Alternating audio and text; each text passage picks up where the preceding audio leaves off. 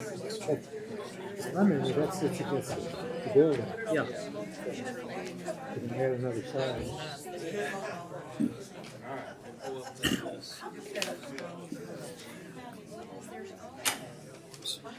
Oop, there it is. All right, we're gonna call this P and Z meeting to order at 4 o'clock. First thing on our agenda today is approval of the meeting minutes from August the 4th. I reviewed the minutes and to my recollection, they look okay to me. Have any questions or any corrections? No, I make a motion to approve as presented. All right, we have a motion to approve. We have a second. All in favor, raise your hand. Motion approved. So we're gonna move on to the public hearing phase. And the first thing on the agenda is 3A, request for sign variance. You wanna take us through this, Drew? Chairman, real quick, if I may, I just want to announce 3F, the conditional use permit on San Jacinto Drive has been withdrawn by the applicant. So anyone here that wants to stick around for that one, we won't be hearing that today. That case has been withdrawn. So if you signed up to speak on 3F, there's no reason to speak because it's taken off the agenda. With that, we'll roll into 3A. 3 is a request for a sign variance in accordance with Chapter 92, signs, Section 9214 for variances. This is at 715 Water Street. With that, I'll actually turn it over to the applicant. If you want to just explain the project, Okay. yeah. Great. I didn't really prepare anything. So we are the Arcadia Live. 717 is actually our address on Water Street. We're applying for a sign variance. All of the codes that are currently listed in the signs section doesn't specify anything for our unique type of sign. We would like to have a marquee sign on the front of our box office. Right now, it's hard to locate the box office if you're driving by the Arcadia. Unless you know you're looking for it, you don't really know that it's there or what's happening. So this would be a way for us to kind of show Kerrville and visitors what the Arcadia is exactly, that it's a theater, that we have events, live music, that type of thing coming every week. We have a rendering that we had designed by someone, a young architect that grew up here in Kerrville. It's a smaller version than what we've had before. I don't know if you guys remember the old marquee sign that was out front of the Arcadia before it became the Arcadia Live. It was quite large, and I believe it was taken down. It was a fire hazard in between the 30 years of the Arcadia's vacancy. So basically, it's a classic marquee sign, kind of romantic Hollywood style. We're open and flexible with the final design of it, but this is a good rough draft of essentially what we're looking for. It'll have the light bulbs around it, really classic, nothing too obnoxious. It is in accordance with the sizing that would be required for a canopy sign. And we'll have like established 1926 to kind of pay homage to the history there. It will likely not be red. I believe it's going to match the front Arcadia sign. It's in the same font as what's on the front of the Arcadia. So that is what we are requesting. Can you wanna, before the public hearing, you wanna take us through why this requires? I will. Yes, sir. Thank you. As Ms. Tilly mentioned, this is a kind of a unique sign. It's not, the sign code doesn't speak to this type of sign anymore because it's just not a typical canopy sign that we would see. Most of the canopy sign sections of the sign code really are more in reference to your fuel canopy, car wash canopies, and that style building. This type of canopy sign on the roof of the canopy is limited to primary identification only. And obviously, this is the box office, which is the city property. The city's actually the applicant for this in partnership with Arcadia Live. This is the city property. It is a separate premise from Arcadia Live. But obviously, that's their box office, and they need that notification of what's there and what's going on. Since the Arcadia has their own primary ID, they're requesting that this be allowed to advertise events and projects that are going on at Arcadia. So if Without the variance, the only thing allowed on this would just be Arcadia Live box office, but they want to be able to actually show what events are coming with the changeable letters and the marquee. So the variance is not for the construction size or location of the sign. The variance is for what goes on the sign? That is correct. Yeah, it complies with all of the requirements of the sign code except the advertising what events are coming and not just having the primary name. And the letters that are going on the sign are non-lighted? That's correct? The sign is backlit or, Yes. Yeah, so it's lit from within, but Okay. the letters are all interchangeable. It's not, Manual interchangeable letters, not a digital sign. It'll be backlit. okay, well, since this requires a public hearing, we'll open the public hearing at 4:06 on the variance for the sign. I do have someone that's signed up to speak. Dr. Rector? Thank you, Honorable Commissioners. We appreciate the opportunity to address this. We have no problem with the Arcadia. They are a great neighbor. William Rector, 705 Water Street, and we received the notice because we have properties at 705, 707, 709, 711, and 713 Water, all within 200 feet of the proposed sign. If we could go back to the other that image, perfect. We have no problems with the sign. We have no problems with the variance of it. There is one problem, though, that is arising here. Not shown in this image is a mature oak tree that is right in the center of where 1926 is going to be. We feel like that trees in downtown Kerrville soften the appearance of it, make it look more like a living area and a live area. And we would like to know how that the city is going to interface this sign with the tree that is right in the center of it. We are don't see a tree concerned in the about the picture. health of that tree and how that's going to be part of downtown. This is a mature oak tree, probably 30 years old at this point. Can you answer that question, ma'am? so this sign is in a V shape. Well, that would be the street tree. So that's part of the city right of way. At this time, we don't have any plans one way or the other. Has not been part of that conversation. Obviously, going through this process would be the first step. So I don't have a firm answer for that. You know, I mean, I would, you know, granting the variance for the sign is one thing. But, I mean, I would think that the Arcadia Live would have an opinion about, are they gonna request that the tree be removed or not? I mean, I think that's, to me, it's an important part of whether I would vote for granting the variance. So being as part of the right of way, I don't know that it's necessarily pertinent to the variance. The variance is based on the evaluation criteria you have before you, specific to the sign code. So whether the tree stays or goes is not relevant to the signage. Drew, is this in the same location where the marquee was previously?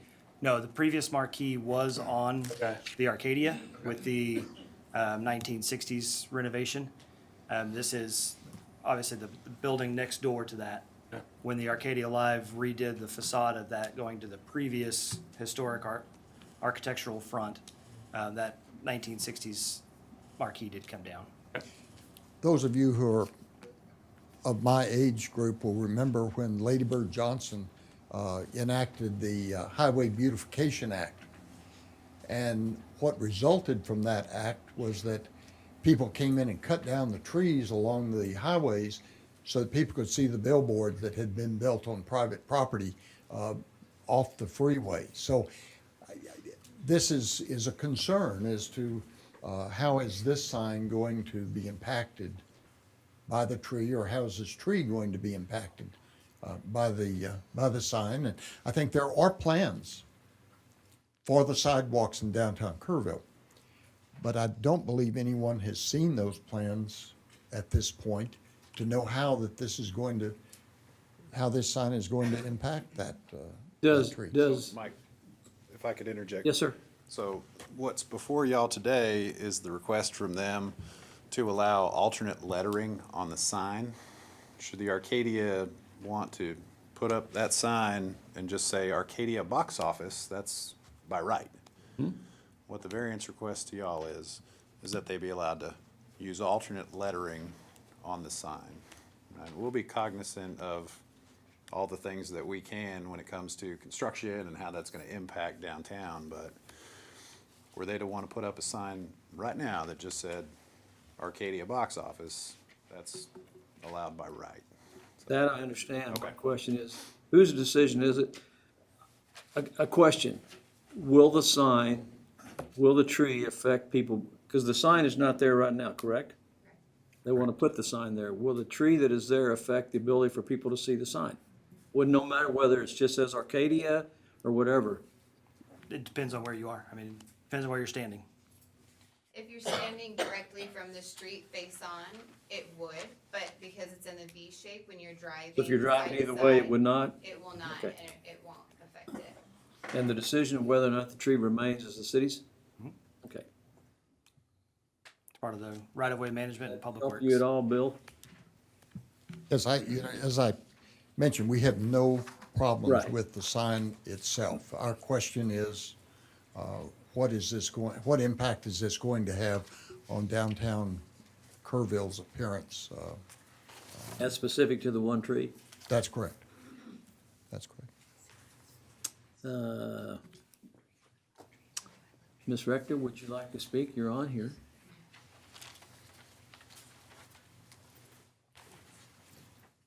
Well, I would just bless and reiterate what Bill has just said. I happened to be a Kerrville native, born here, and I'm very cognizant of the beautiful hill country that we have. And one of the things that is a treasure is a nice tree that's not a cedar. I think we would all agree with you on that. Thank you. Thank you, ma'am. All right, I also have another speaker here, Nikki Keynes. I'm sorry, I apologize. I meant to put 3B on there. Okay, if that's you're good. okay. Yes, ma'am. Thank you. Any other speakers on this? If not, we're gonna close the public hearing at 4:12. I mean, I think the sign's great. I really have no issues with the sign at all, and I think if you're driving back and forth, it will be able to see what's going. Again, my concern would be, I hope that there's no future request to remove the tree. Mike, I would say that, you know, in the same way that tree or that sign would be a few feet off of the building, right? We would limb that tree up to stay off of the actual building itself. Yeah. And so we'll be mindful of the ways that we go out and manicure those, like we do everywhere, all Sure, throughout and downtown. I would mean, expect that. I couldn't tell you exactly what's gonna happen right now with that, but, you know, there's not a single one of us here who's like, hey, we wanna take that one down, so. And I trust that. I think that's the city's thinking. And it's not too much farther over what looks like the current canopy, right? And so it pushes out a little bit. So it may just be that as that tree is limbed, right, during regular pruning, that it's taken a little higher, in that vein, but not removed Cool. by any means. Any comments, anybody else? I think the sign's great. I mean, I'm happy to go through the criteria in more detail. You've got that before you as far as the recommendation, and staff recommends the variance for approval. Any other- Okay, we have a motion to approve. We have a second? Second. Motion and a second. All in favor? We wish you guys great luck with the sign. You bet. So we're gonna move on to 3B, a resolution to allow conditional use permit, 1602 Quinlan Creek. You wanna start us with this? Drew? And if I may, I'll make a reminder for the commission and the public. City council does have a zoning code amendment that the planning commission looked at last month. That'll go towards city council later this month. However, these applications must be considered under the current ordinance not the future proposals. So just a reminder for everybody. What's the zoning on this one, Drew? This one is zoned R1. This is at, conditional use permit for lot 4A, block 1, Fair Oaks, as 1602 Quinlan Creek. It is zoned R1. As the commission is certainly familiar, conditional use permit does not change the zoning, so there is no impact on the future Correct. land use plan. It is on a residential street. There's no traffic impact anticipated. This is a one-bedroom, let me get to the site plan real quick. One-bedroom guest house, so there's only 2 parking spaces required. And you can see that secondary driveway on the south side of the property that has that parking. And our conditions have been the same conditional use permit for short-term rental conditions that we've had. The applicant is here. If you have any questions, or be pleased to answer your questions before or after public hearing. Would the applicant like to speak before we start? Do you have any questions?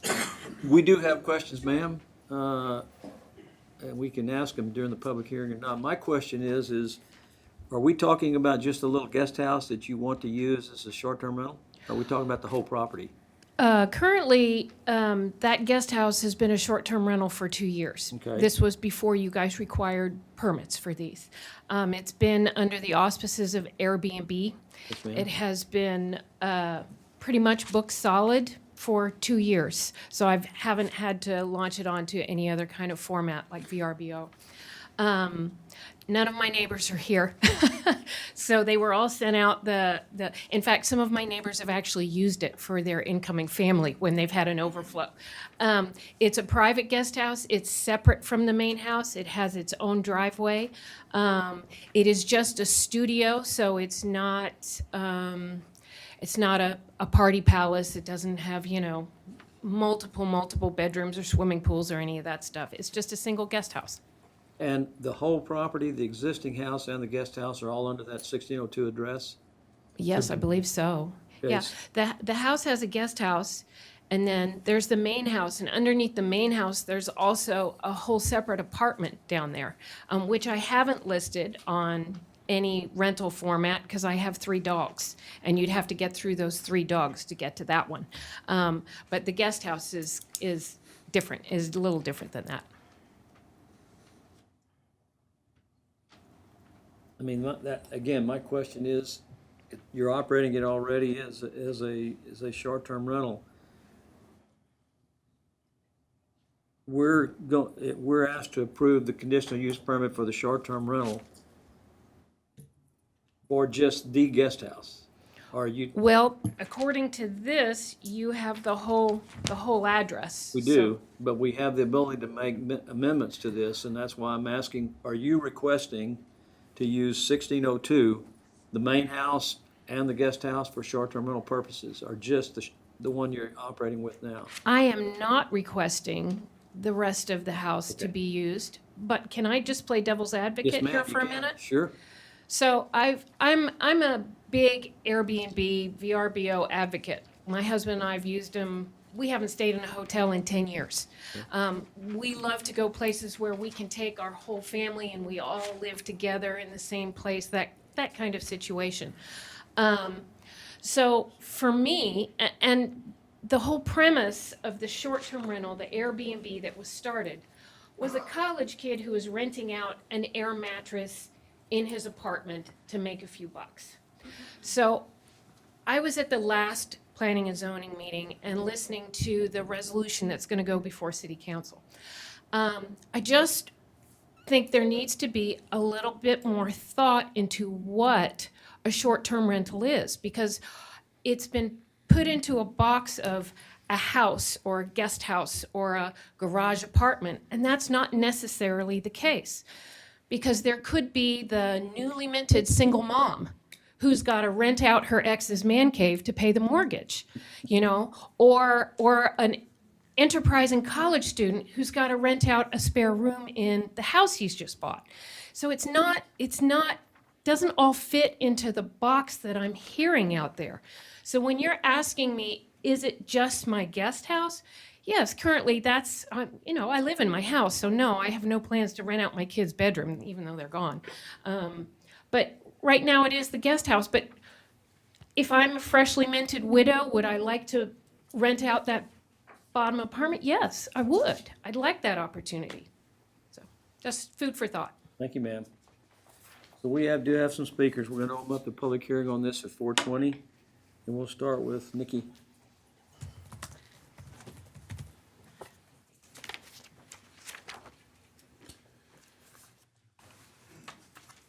Yes, hi. My name is Nikki Keynes, and I am with the Kerrville chapter of the Texas Neighborhood Coalition. And first, we'd really like to thank P&Z for getting a proposed ordinance over to the city council. It's something that is near and dear to our hearts because our neighborhoods are near and dear to our hearts. I applaud this current owner for owning up to the fact that she's already been using it for 2 years. That would be considered a pirate party, and you're not getting your hotel tax on that. But that said, currently we have at least 1/3 of all of the STRs, the ones that are actually permitted, that are not even owned by anyone living here in Kerrville. We have some that are in DC, Kentucky, and all around Texas. So when it's considered an investment, to me, that investment is not in Kerrville, it's in their individual, to say a little crudely, their pockets. They're making money for themselves, and whether it's to put up their neighbors or put their kids through college, it is still what we consider an invasion into a neighborhood that strictly just doesn't want them there. So I thank you. Thank you, ma'am. Can I add something here? Am I allowed to? I have one more speaker, then you certainly can speak, ma'am. Okay. Marianne Myers? Hi. First, I would like to know, I'm curious, are there any other properties that are short-term rentals on Quinlan Creek Drive? Do you have the map, Drew? I do. Can you put that up? 'Cause I don't know that I've seen any. No, ma'am, I don't see any. Okay. So there's one, it's not on Quinlan Creek Drive, but it's, I can't remember the name of that street. Malibu Drive. In the neighborhood? Yeah, there's one here, and the proposed one is here. Okay. See it, ma'am? An address on that? I don't have the address. No, I don't. Is it on Malibu Drive, north? That was my question. Is it Malibu? You don't know? It looks like it is, ma'am. It says Malibu. Okay, thank you. I would like to say that I would be adamantly opposed to the entire house being rented on short-term basis, because it could turn into, big parties, that sort of thing, really noisy. They could have a band on the deck, I know BK and Terry have not done any of that, and it's been quiet. But I would be afraid that somebody in the future might launch into that kind of, rent it for a week for a wedding party, all that sort of thing. And I'm in the house next door, so I don't think I'd like that at all. So I just wanted to say that. Thank you, ma'am. Terry?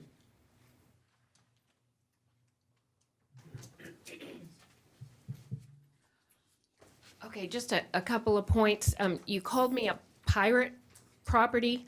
I want to let you know that your city is hard at work, because as soon as I launched an Airbnb, I got a letter from the city, and I've been paying taxes since day one.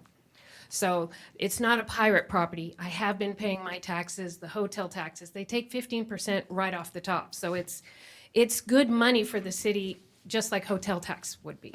And as to Marianne, I appreciate Marianne. She's got a guest house too. And, it's on the other side of her property. So I do understand her reservation about the whole property. Right now, I'm just trying to do right and get the permit, because it wasn't something I was supposed to do way back when I started this, but it is now. So, thank you. Thank you very much. That's all I have signed up to speak. May I speak again? Yes, ma'am. Just to clarify my guest house, I built that for my parents when they were elderly. My father was suffering from dementia, and he passed away, but my mom stayed there for 5 years. And then only family has stayed in that casita. We call it the casita, and it's family only. The only people that have been there have been my family. So, just to clarify. Thank you. Okay, we're going to close this public hearing at 4:24.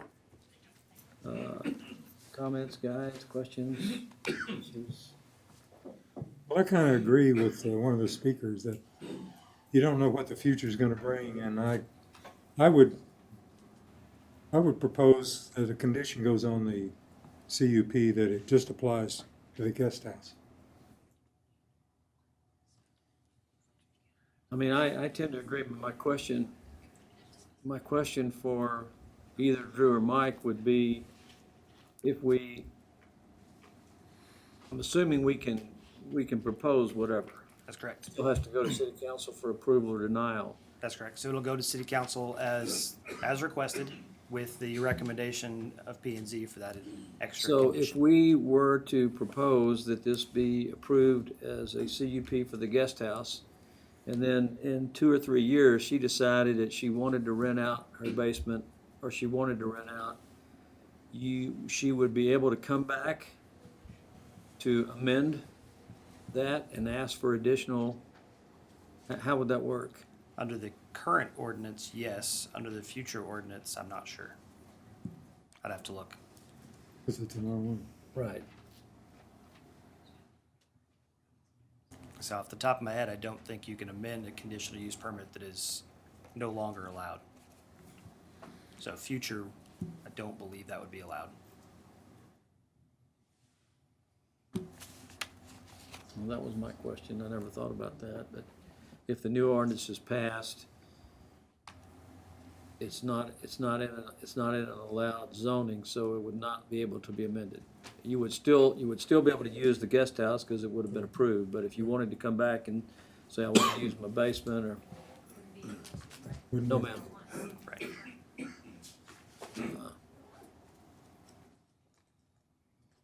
Any other questions or comments or anything?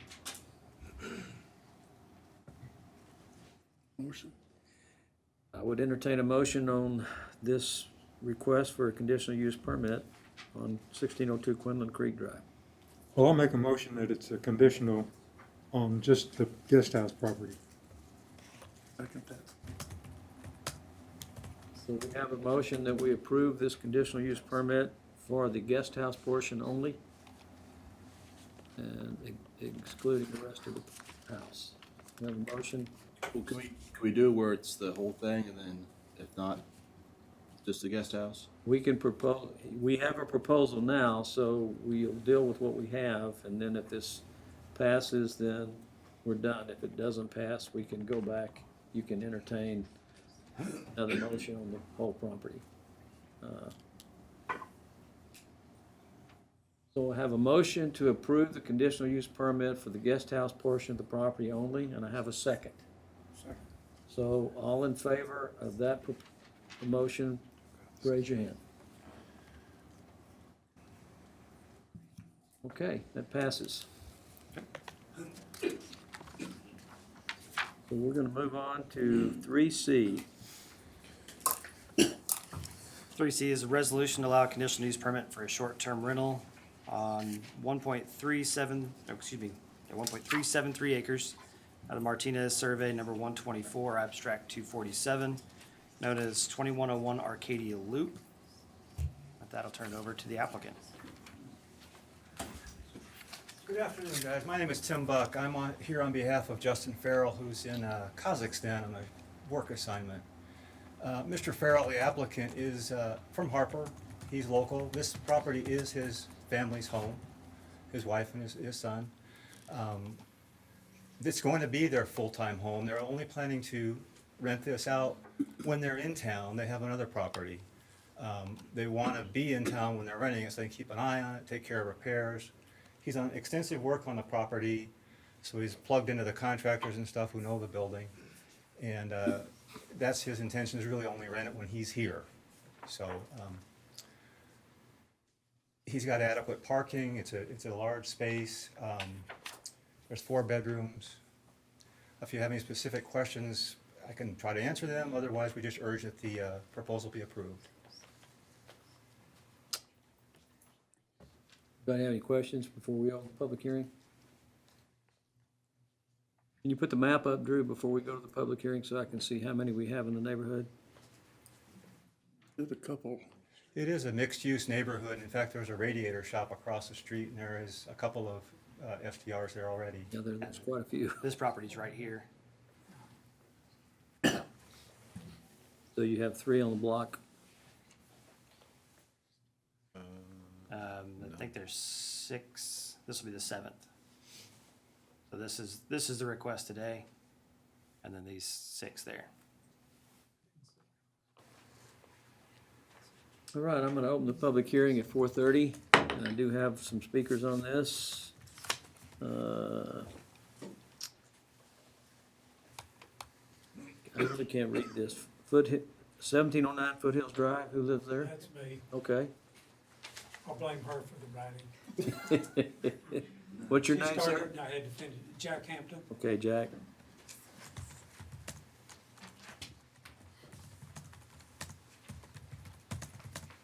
Yeah, I thought there was going to be somebody else here, and they didn't show up, so I'm kind of taking the ball here, maybe not really prepared, but one of the things is that there's even more than what we had thought, more STRs than what we had originally thought.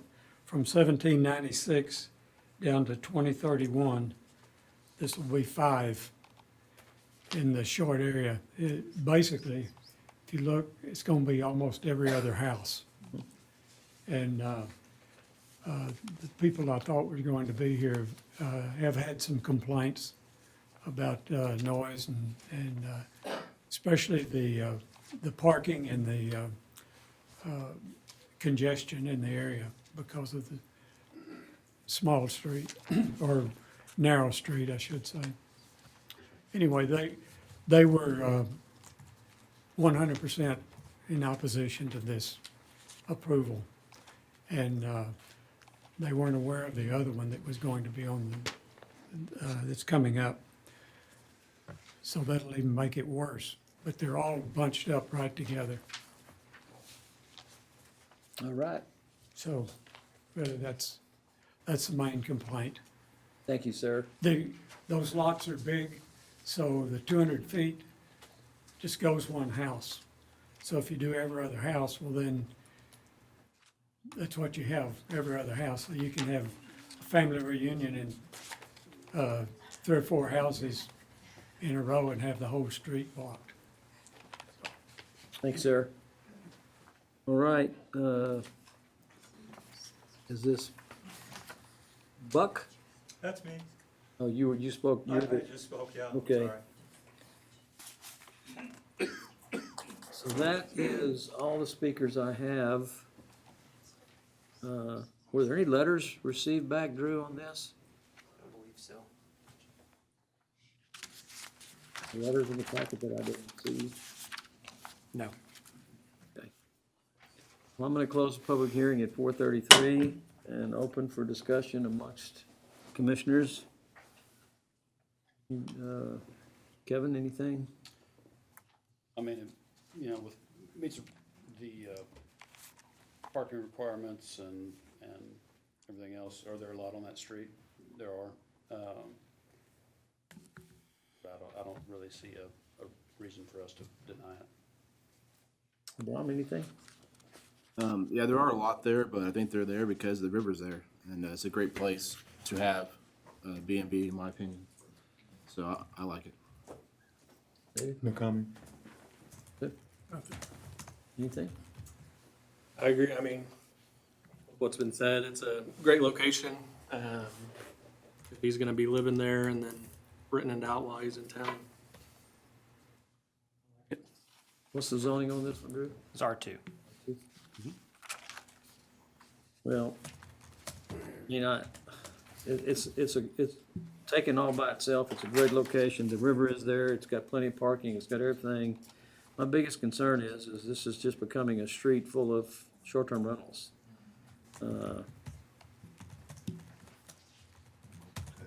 I just think it's a mistake. I think it's a mistake to continue one street to have 6, 7, or 8 short-term rentals on the block. Because there are probably some people that live there, and it's probably a problem for them, but no one complained. No one sent any letters in against it, so I guess no one seems to be too unhappy about it, so I guess at that point, we'll entertain a motion on this request for the short-term rental. I'll move to approve as presented. Okay, we have a motion to approve as presented. We have a second? I'll second. We have a motion and a second. All in favor? Okay, this motion is approved. We'll move on to 3D. A resolution to allow conditional use permit at 1701 Deer Trail. Luke? Yes, sir.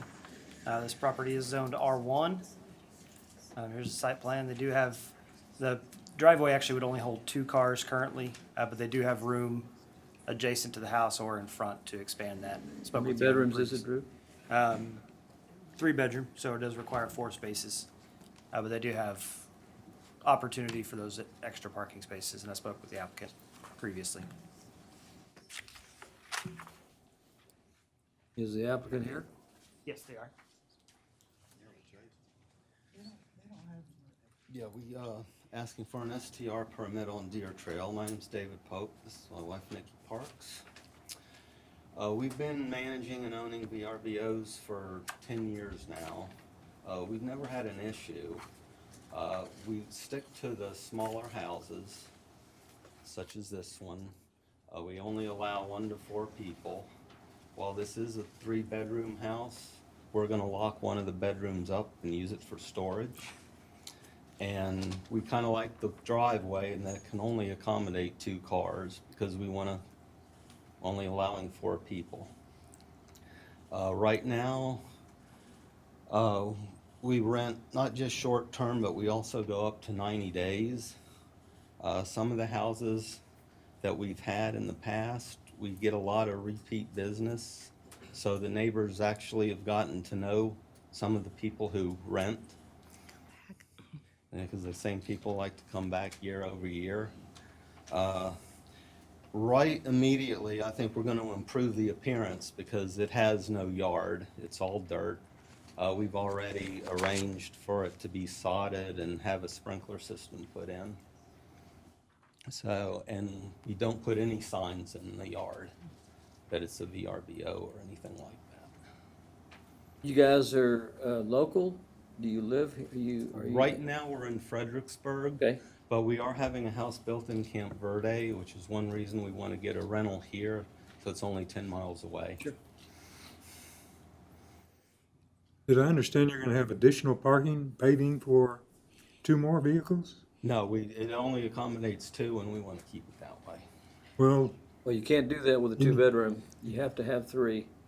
We have room. We've talked about it. We talked about this weekend. You where- will have, There is room on the side of the right side of the driveway To put a concrete to pad. put a concrete pad. because I'm assuming, and correct me if I'm wrong, in order to get, we can approve this, and then it goes to city council, but you're going, before you would get a permit to operate, you would have to provide 3 off-street parking spaces on the property.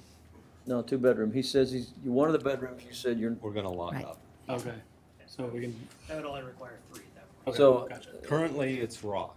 yes, sir. So how do we deal with, I mean, I guess the assumption is, if he provides the 3 parking spaces, he's only allowed to have a 2-bedroom short-term rental. That's If correct. he decides in the future to open the other bedroom up, he would have to provide an additional parking space or would not be allowed, is that correct? That is correct. And we're fine with that. Yeah.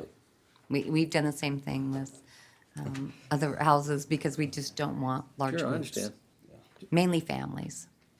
Okay, we're gonna open the public hearing up at 4:39, and I do have 2 people signed up to speak on this.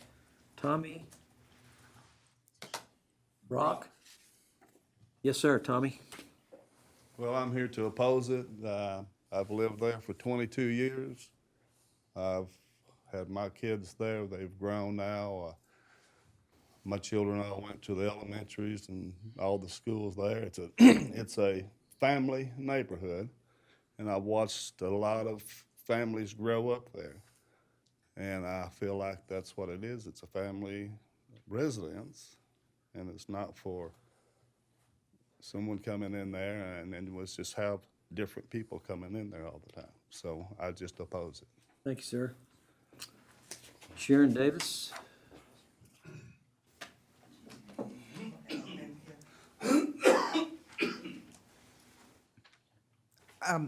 I lived at 1611 Deer Trail, which is right next door to them, and they were talking about being able to widen the driveway or whatever, you know, for additional Yes, ma'am. cars. There's not room. I mean, you could barely get a car to drive in between their house and my house, as far as property wise. And my concern, I guess, is the people that are gonna come in, are they gonna be like for a week, overnight? You know, families or parties, like bachelorette parties or whatever. I live alone, I'm a widow. And, you know, the thought of people coming in and out and stuff kind of bothers me, so, but I'm gonna let Kim talk. Okay, Go ahead. Sorry. Kim? Hey, I'm Kim McKnight with Realty Executives, and I'm representing Sharon in the sale of her home. We feel like the short-term rental will have a direct impact on her ability to sell. I do feel like, you know, when you go to a hotel, you know that there's a chance that somebody next door is going to be keeping you up all night. You expect that. You don't expect that when you go into your home every day. And so I just feel like, you know, there's no background checks being done. So a family trying to buy her home, they're not going to want people coming in and out, strangers that they don't know. And so we do feel like this would be a detriment to her ability to sell. Thank you, ma'am. Can I respond? Ma'am? Sure. We, you know, I know that, you know, there are some background checks done by Airbnb and VRBO. And like I said, we've been doing this for 10 years, and we've had thousands of guests from all over the world. And we have an age limit. They have to be over the age of 25. Speak up, ma'am. Oh, I'm sorry. They have to be over the age of 25, and rarely do we get them over in that age group. Everybody who comes into our homes have been families or couples or singles. We get a lot of people who travel, like traveling nurses, doctors, professionals, engineers, who come in and they're there for 3 to 6 months at a time. We've really kind of focused on that's part of our market because I'm in the healthcare field and I know how hard it is to find places to stay. And so that's part of our market. And the STR, minimum of 3 days, up to 90 days. And some people stay longer. We've had people right now who are looking at our house that they want They to. want it for 3 months because they're remodeling their home in Kerrville. Kerrville. So we get a lot of requests for a lot of different things. So we don't just limit it to a 3 to 5 day. And we've never had a neighbor complain in 10 years and 10 houses over those 10 years. It's been a lot of fun. And when we have sold our homes, some of our neighbors have come up and they've missed. They said, "Oh, we're sad to see you guys go to sell this home because now we're going to miss all these different people that they've met over the years." And so we just haven't, honestly, in 10 years, I've never had to keep anybody's deposit for damage or anything. So it's just been a really good experience for me because I was scared first going in too when I started this whole business because, you know, you put a lot of money into a home and we furnish it just like we would live there.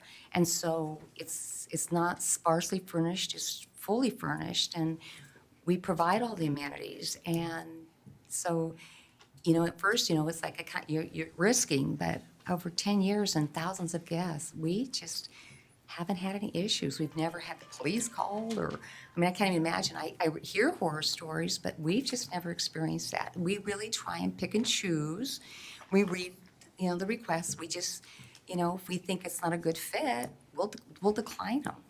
So I think it really comes up to how we manage our VRBOs and our properties and who we want to have in our home to assure that we don't get somebody in there who's going to cause any issues with our home, with our property, or anybody around the home in the neighborhood.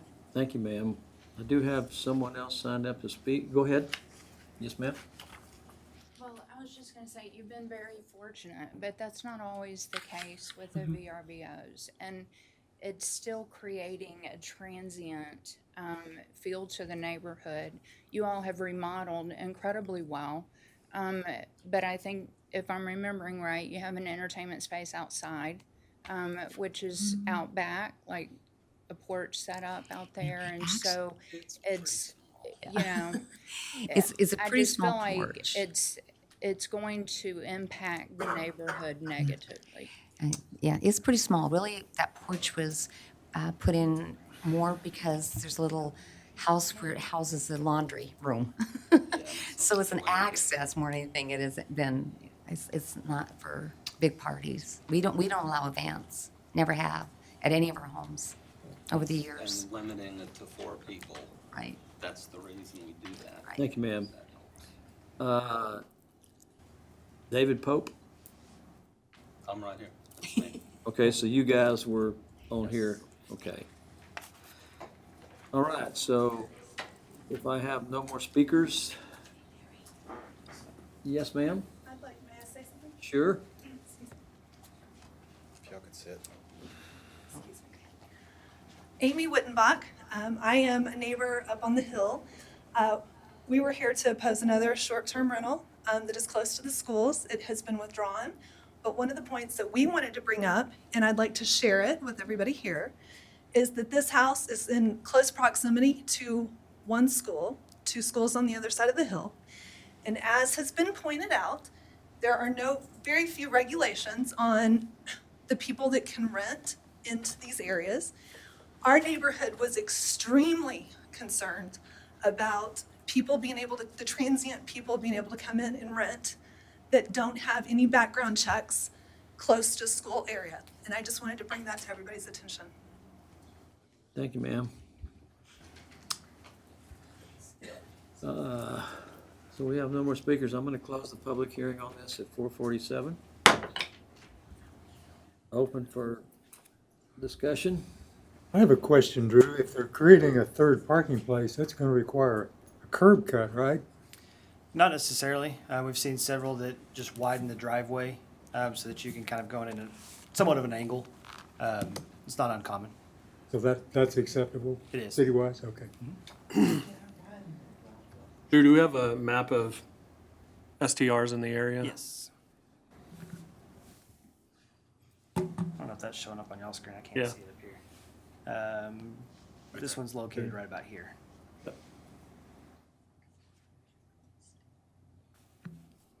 Can you put the site plan back up, Drew?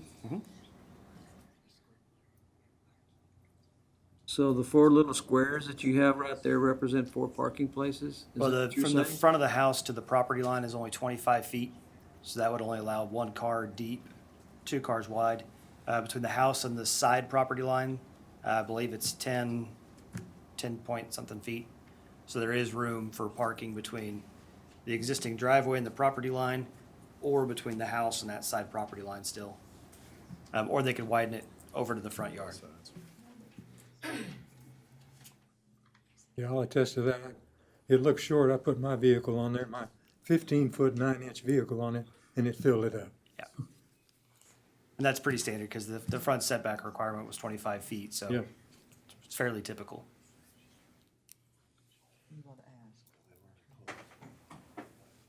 Any other questions? Any other questions, guys? Can I ask a question?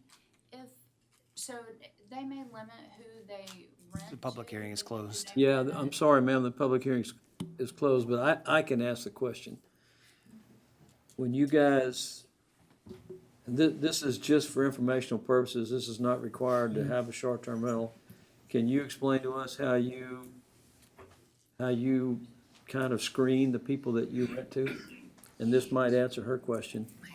So we usually get inquiries in, and we do Your furnish inquiries finders. come from, Furnish Finders is a great one Okay. for professionals and traveling nurses. Been doing that for years. Furnish Finders, and I talk to everybody personally. And then the other inquiries come in from Airbnb, and they're not allowed to book automatically. Just that's my preference. Our preference not to book Airbnb automatically. They seem to have a few more issues than what VRBO seems to have. VRBO people probably pay a little bit more for the rental, but I talk to everybody personally. You know, we email back and forth, and we can't get an initial. So if I decide I'm going to book them, we'll go ahead and we'll book them, and then we'll get a phone number, and then we can call them. And so we talk to everybody. So every person coming in. So it's really kind of a meet and greet, although it may not be in person. And some of the, you know, it's just something that has worked well for us. Anything, any other comments, guys? Any questions or anything? So, I'll entertain a motion on 3D to allow short-term rental at 1701 Deer Trail. Motion to approve. I have a motion to approve. Second. I have a second. I have a motion to approve and a second. All in favor? All opposed?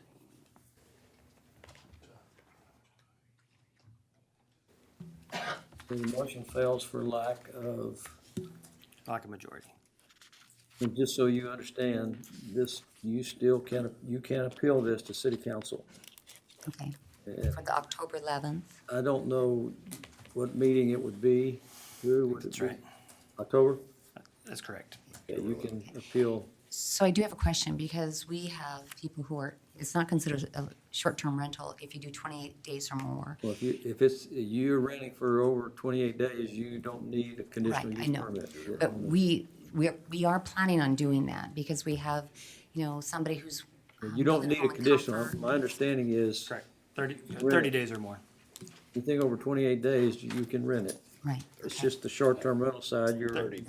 Our ordinance says 30 days. 30 days? Okay, 30 days. Okay, and that's fine because Yes, ma'am. everybody that has contacted us says they want it for 90 days because one's building and another one is remodeling a home on Lisa Street. So if you keep an eye on the agenda for city council, you'll see when it's up. Okay, thank you. Yes, ma'am. Appreciate it.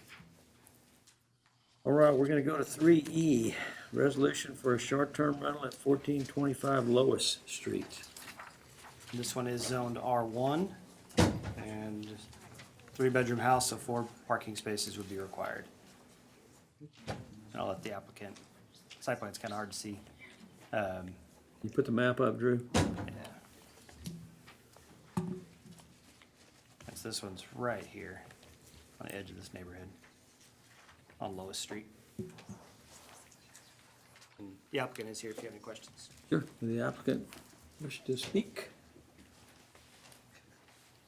God, I've never seen this guy before. Yes. Matt Sletton, 324 Clay Street, here to represent Mr. Eisenman as the owner of the property. We would be the local management company for this property. Of course, again, we've been here over 20-plus years. You know, all of that you've heard before. This is a family property of the Eisenmans. It was his late mother's house. He still has lots of relatives in the area. And so he would like to have the opportunity to be able to come back and visit, but still have the property serve as a potential income source as well, naturally.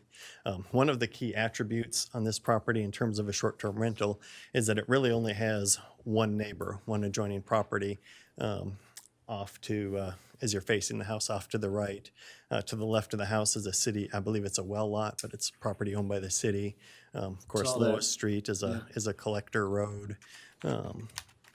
So there really shouldn't be any traffic impact and so forth.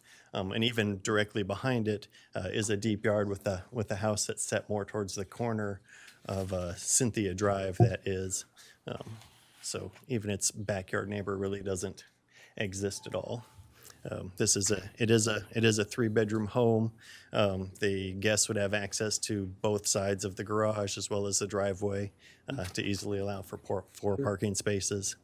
And it would be probably a 6-person maximum occupancy, though there's a chance that it could go to 8 if they decide to do a sleeper sofa, but probably a 6-person occupancy.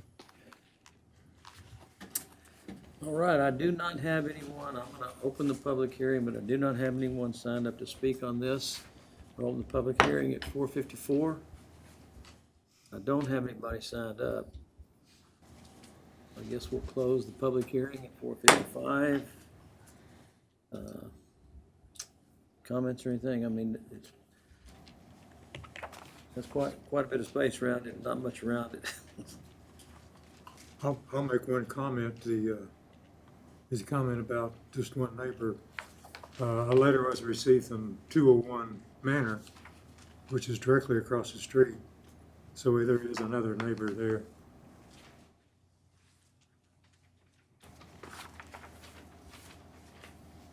Any questions for the applicant guys, or any comments or anything? What's the zoning on this one, Drew?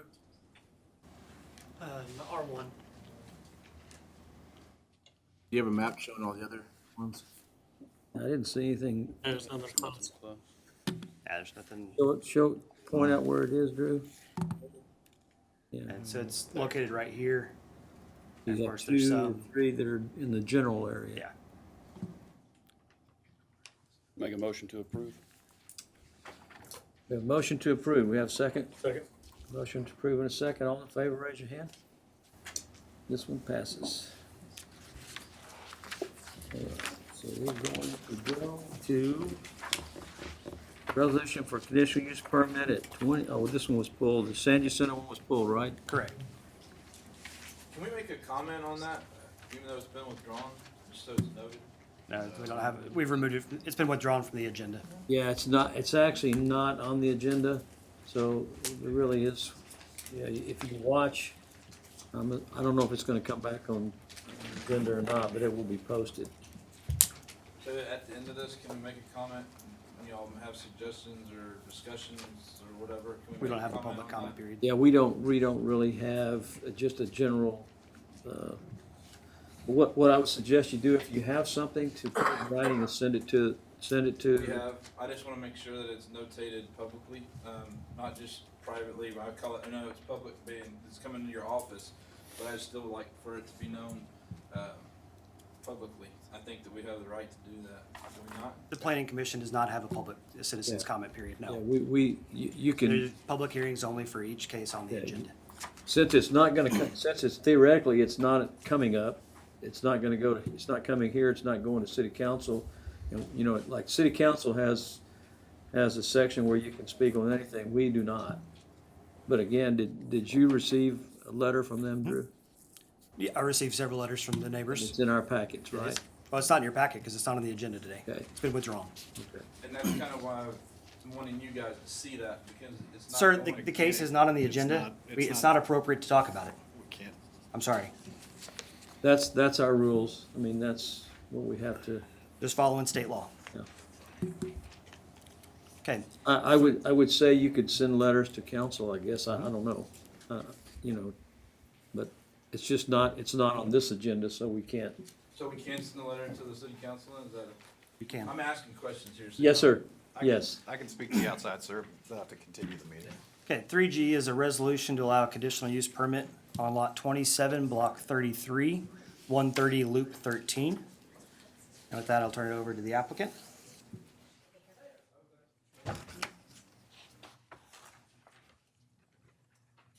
It's been a long time since I've had to speak in front of people, I think high school.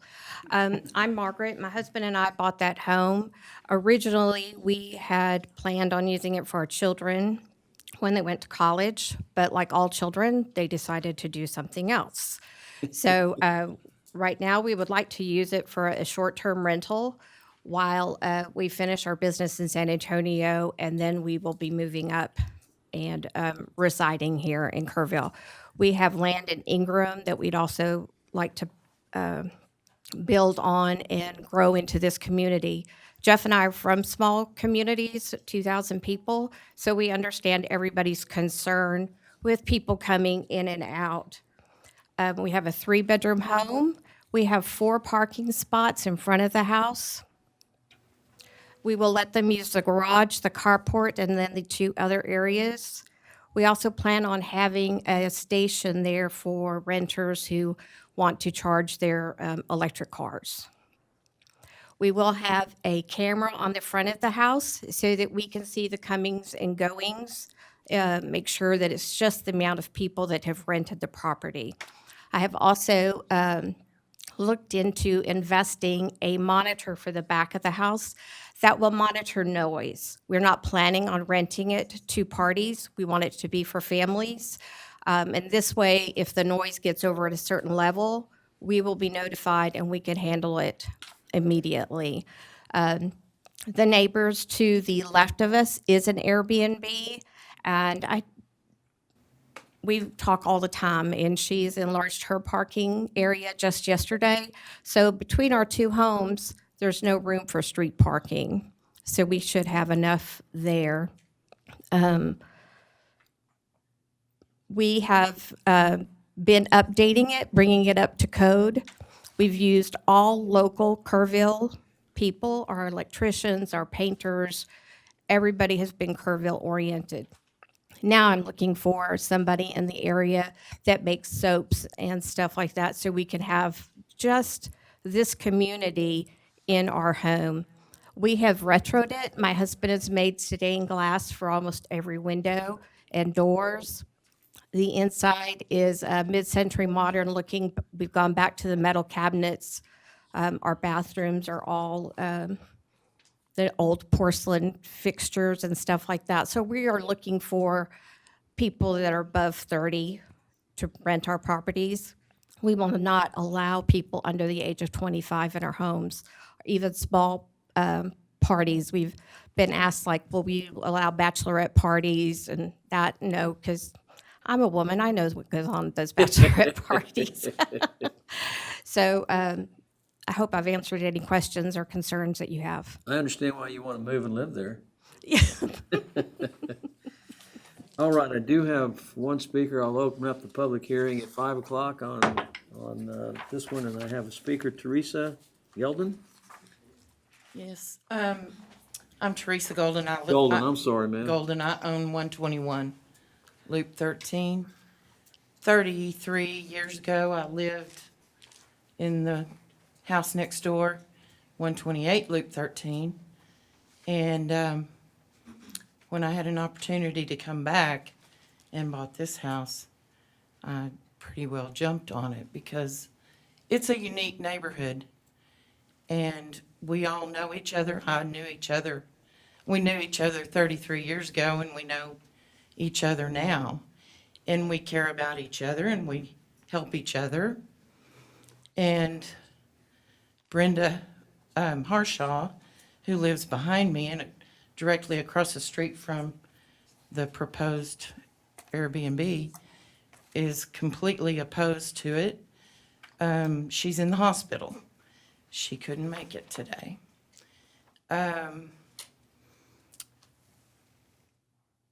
It's a unique neighborhood because it's so quiet and unknown. Not many people know it's there. And it's right on the river, and we see the fireworks from our backyards, and it's just a very close-knit, quiet neighborhood. We have another Airbnb already that I guess has been there for a while, and we have a sober house, sober living house. They're all in a row, those three. Hers is the third one. And it just seems like, it's taken over. The Nature Center uses our streets for parking when they have events. And so there's no way to get through our street. It's a tiny street. It's 20 feet wide in front of this proposed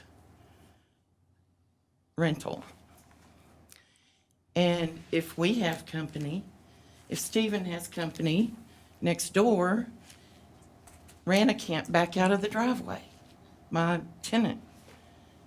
And Brenda can't back out of her driveway if anybody's parked on the street at this proposed rental. It just blocks. And they have been blocking our street a lot for the last month with construction and noise. And we're just opposed to it. None of us want it. Nobody that lives there. I have two other neighbors that owned that are here. And I don't think they signed up to speak. Well, I have two more. You do? I was given Good. two more. Okay, good, okay. But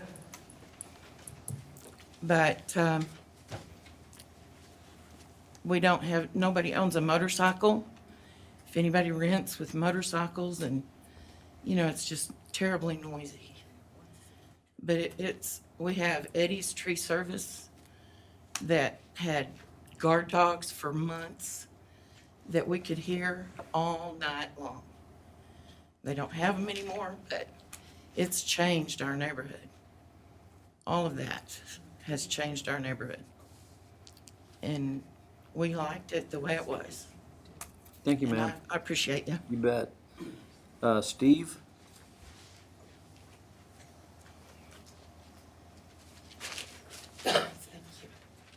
Yeah, I live across the street. The traffic there, it's hard to get around. I mean, you got like saw everybody's that. saying, you got one car, two cars parked, nobody can get through. Somebody has to back on out. On our neighborhood, on my side of the street, there's 5 houses. On the other side, there's only one that faces this street. Hers faces a different street. So there's only 6 houses on this whole street, and 3 of them are multi-car, the halfway house, when I left, it had 4 cars. The other one, we had them parking 6 or 7 in their driveway. They did put their parking in for 4 more. I've had trespassers, I had people come in my house, behind my house, go fishing and use my facilities, my swings, my rafts. And I just rather it stay, they're more of a single family residence is what I want to do. Thank you, sir. You bet. Jennifer? Yes, and I apologize for the way I look. I took a dog to the vet and You're came straight here. fine. Steve does not live across the street from the proposed property. He lives next door. He lives next door to it. I own the house on the other side of Steve. I am not the tenant of my house. I rent long-term. I have a nurse living there right now. I have in the past not been a good landlord in that I've rented to people who have parked willy-nilly all over the place. And I apologize to my fellow owners for that, but I learned my lesson. I only rent to people, my tenant knows that she has 2 spaces in our driveway, and that's where she can park. If she needs to have excess parking, she needs to courteously make an inquiry of the neighbors. By that I mean Brenda or Teresa or Steve.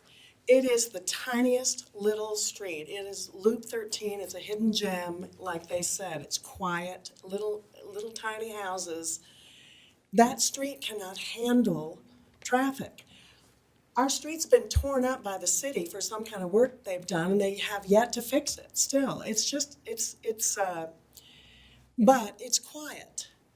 We're fortunate to be the owners of the houses on the river. And that's, I can understand why you might want to rent it to people if it's on the river. But parking is a problem. I am, like Steve said, people backing out. I've driven on my street before, because I own the house, and I had to back out because somebody was coming the other way. And there were too many cars. There's just not room for that many cars. So I do worry about you renting. I don't know, I saw in that picture there was a tree, but there's not a tree there anymore. No, the tree has been removed. Okay, all right. And it seemed like there was more concrete in that picture than, is. No, the concrete is the same. Okay. I'm sorry, can y'all hear me? So it's fine. But I do worry about the parking. I can understand that. I truly can, because we have been there when there's multiple people parking. Usually we find it's the halfway house because I thought the rules were the same everywhere in Texas, that you should be parking going the way of the street. So people should be parking, and they park different ways. They park, somebody's going to be parking north when somebody's going to be parking south. So it does get kind of confusing. We do have enough parking, though, for everybody that would be in our spot. I know Steve, he's a very nice gentleman. He has a big place to park. He's got good 4 spots, but he's going to park on the street 9 times out of 10. And when he has company, they're on the street. When he has plenty of parking for himself and, whoever comes. As far as Brenda, I've known Brenda since we bought the house. We've talked about it. We sit on her porch. We've visited, talked about what we were doing, and she has been nothing but supportive. In fact, she has given me people's names and numbers to call when I needed electricians or builders or that sort of thing. I know she's sick. I went over and then when I saw somebody yesterday, asked how she was, and they were like, "Oh, she's great." So I'm really sad to hear that she's in the hospital. As far as the lady who spoke on the corner, we've been there for quite a while, and I know my husband and I both have gone house to house, knocking every once in a while to introduce ourselves. We never get a response, so we've just kind of figured that everybody is kind of cloistered in their homes. We have done a lot to this house to make it look nice. If you drive through this neighborhood, it is really, really charming because it is so small, but the houses are falling in disarray also, they're, so I'm hoping that, like, if we, and, add to our home and the curb appeal, other people will also follow along, in their homes too. So it does become a pretty area.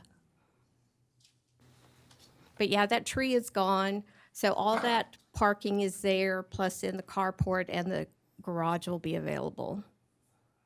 We're putting AstroTurf so that we don't have to rely on the city's water sources to water it. So the front yard will be AstroTurfed, and it will be, applying for the permit. Do you know what I mean by cemetery fence? The iron fencing that that's our plan, to put it around the front of the house. And we have no problem in putting a fence between our property and Steve's, if that would give him comfort, so people can't walk from our side over into his yard, because I wouldn't like that either if, it was my home. But I have no problems in doing that. And also letting our renters know that our property is the only property they're allowed on. Between Steve's and my house is a drainage ditch, so that's a really easy thing to say. You can't go on the other side of that cement drainage ditch. So we can handle those issues. Steve and Brenda have all our phone numbers, so if they ever have, a concern, it's just a phone call away. Thank you, ma'am. That's the only speakers I have. Yes, ma'am? I spoke to Brenda Harshaw yesterday, and she said she wasn't going to be able to come, but she wanted all of us to come up here and kick ass. Those are her words. She is not supportive. Thank you. All right, I'm going to close the public hearing at 5:14. I have some questions, because I went and took a look at this thing myself, and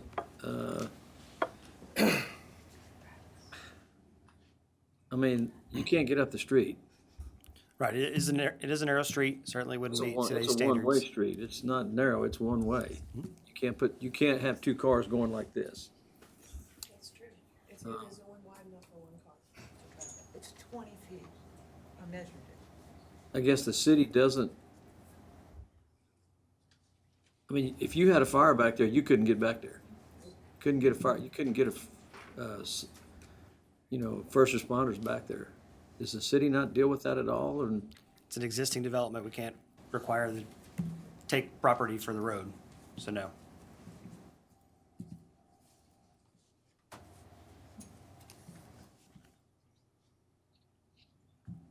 Comments? You guys go take a look at this? They were by it. Yeah. How many other are in this area? Show us where it is, Drew. Yeah. This one's right here. Okay. As I mentioned, there is one next door. There's actually another one on Francisco Lemos, but it's zoned for zone mixed use, so it's by right. Yeah. But that one's the one that fronts Francisco Lemos right there on that corner, the river or right at the edge of the bridge. Excuse me. Right.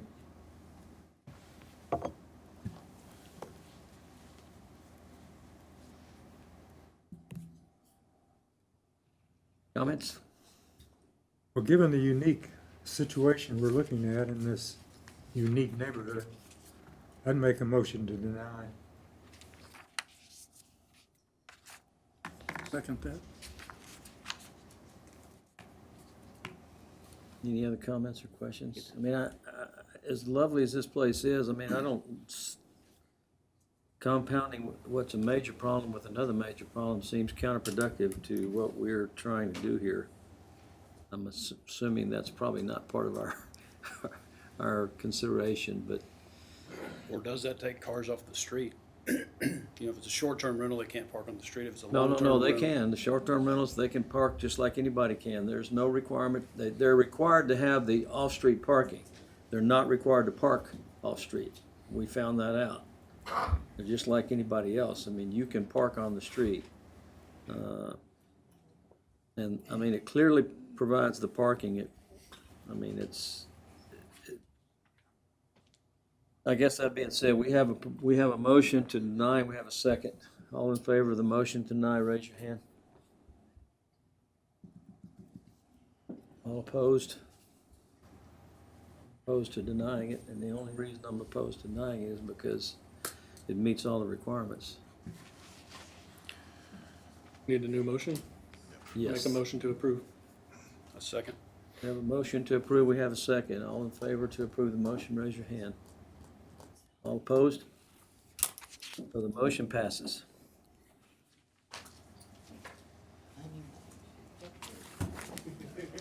So we are going to move to 3H. Resolution to allow conditional use permit on 309 Guadalupe Street. This is Block H Lowry Edition. As you said, 309 Guadalupe. This is zoned R2. With that, I'll turn it over to the applicant.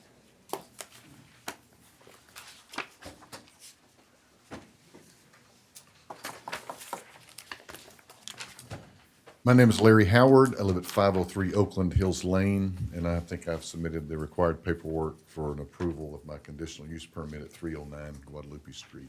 I'm happy to answer any questions you have.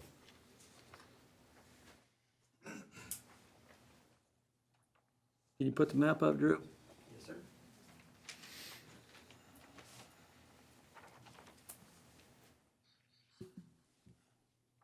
I think we're right here. I think it's the other one. Right, I think, Drew. You what? I think it's the other one, isn't it? Is it this one? That one, yeah. That's right, yeah. One on the left is the next case. Is that where the streets change names right there? No, it's still Guadalupe. Still Guadalupe. Larry, this property goes back to the river? Yes, it does. It touches the trail.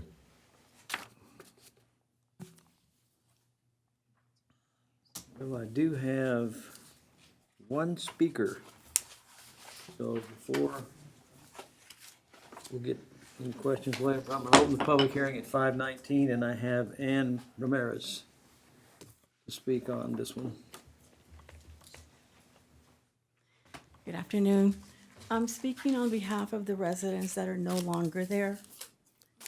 Years ago, I remember visiting Kerrville. I was from a different town, but we would come to Kerrville and frequent that area on Guadalupe because there's area further up that's a picnic area that you can play, swings for the kids to play.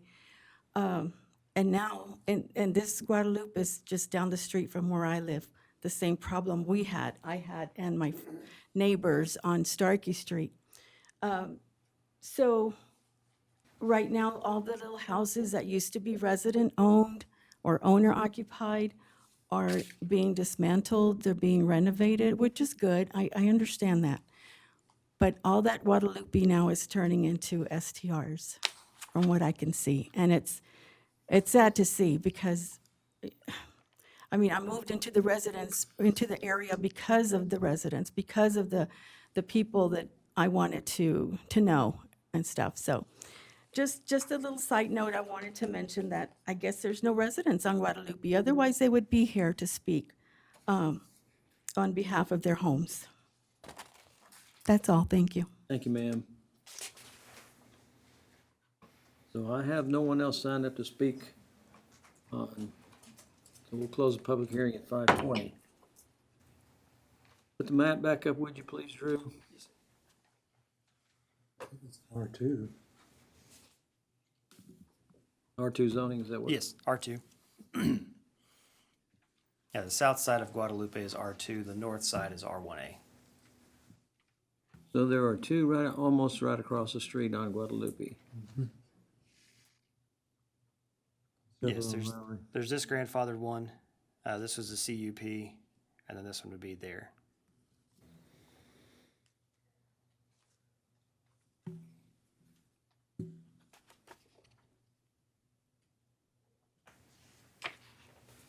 Any questions or comments?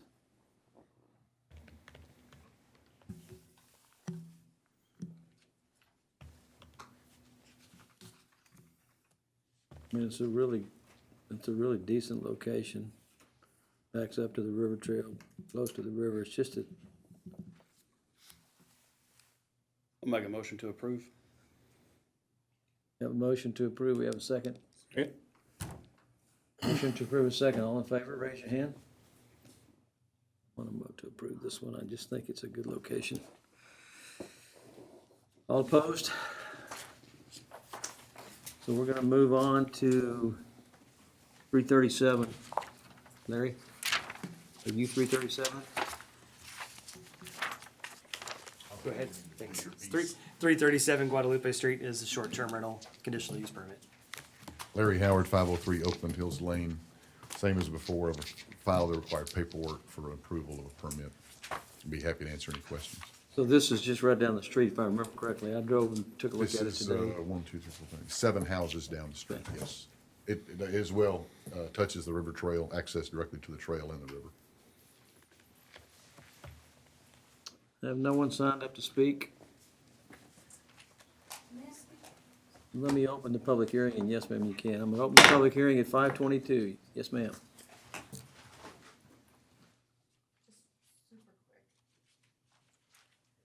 I'm Karen Sides. I live on Starkey Street, just right around the corner. This is our neighborhood.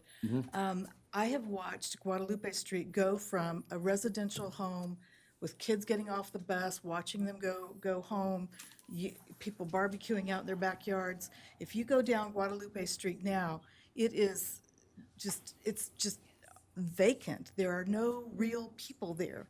It's been totally decimated from what it used to be.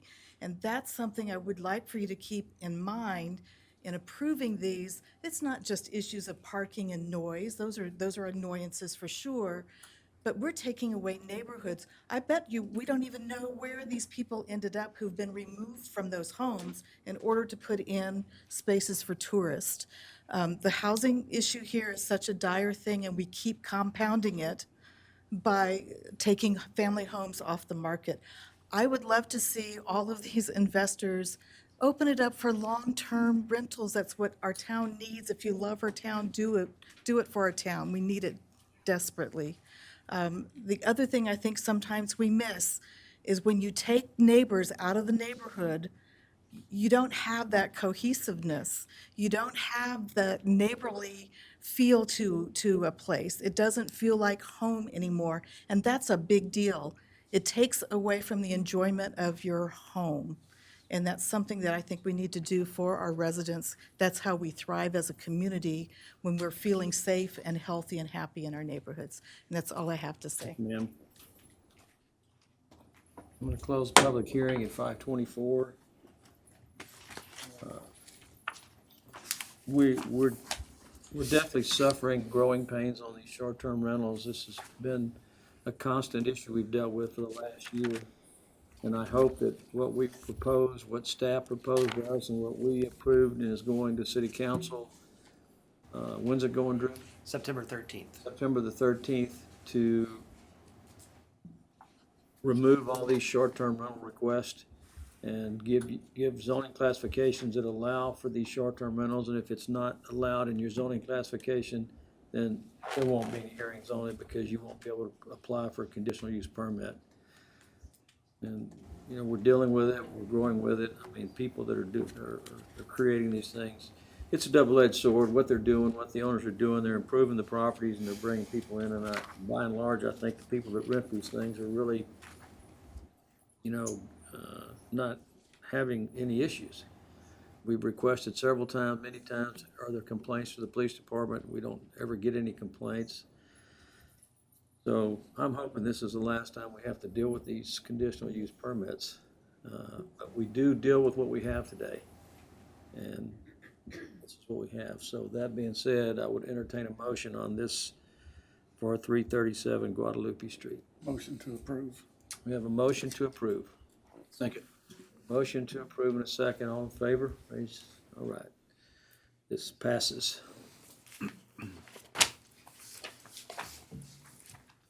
Maybe that's the last time we have to listen to a conditional use permit for a short-term rental. We're gonna move on to 3J. 3J is an ordinance to change the zoning from RE Residential Estate District to R2 Medium Density Residential District on 36.28 acres of land out of the Nathaniel Hoyt Survey, number 145, abstract 178. Portion of a 168 acre tract out of the special warranty deed.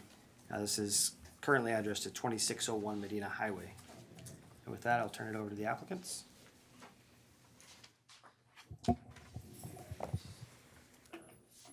Towards the end there. Okay. Toward the end, okay. Yeah, it's original.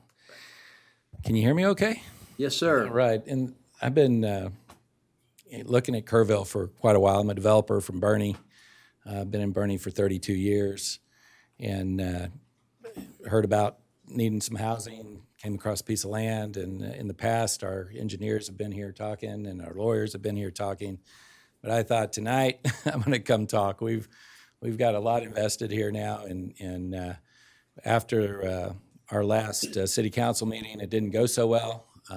River Hill people did a great job of turning out and voicing their concerns, and since then, we've talked to quite a few people, and including Mr. White and others, and I think that we've got something now that we can hopefully work. The plan you see here was for 366 units. It was apartments. We thought we were meeting a need.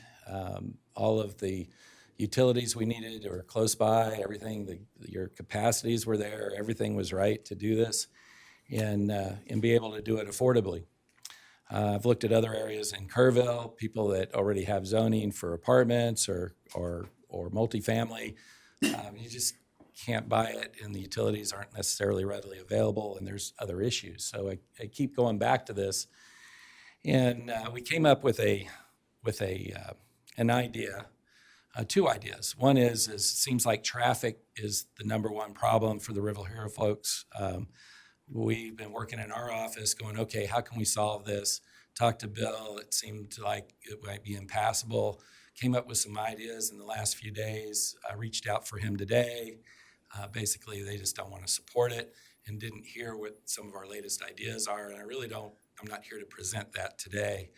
On our last time I was in with y'all, we asked for R3. We got R3. I think it was a unanimous vote. And City Council shut it down completely. So I'm here today to ask for R2. Our idea now is an all duplex community. There's no apartments attached to it. These would have yards. We heard through the grapevine we need some more hiking trails and biking trails. We've added those. We moved our rec center more central in the community. And I think it's a lower density for sure. This is 118 units, I believe, last count, or 236 total doors. Your text dot cuts there. It's more than ample to handle the amount of traffic based on what our engineers are telling us. Capacities are still there, especially for our lower density, even with the other planned communities. I believe this one will meet a lot of the needs of what I heard today. These are duplexes. If we choose to sell them individually, a person could buy one, they could live in half, and they could rent half. If we don't have to zone it for Airbnb, it can be long-term rentals.